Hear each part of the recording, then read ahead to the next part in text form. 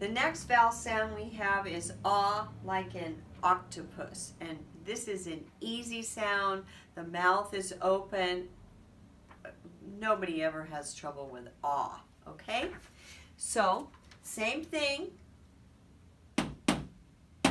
They're going to go ah, it.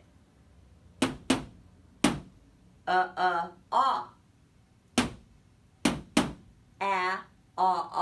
And they are going to be saying it. Do as much as you need to make sure they really get this sound. Then you're going to hand the pointer over to your child and you're going to say them and they're going to point. And start out with ah. Then do ah. And they're going to say them. Ah. Okay? Now, you got that? And you have this sheet, right? So, cut these up.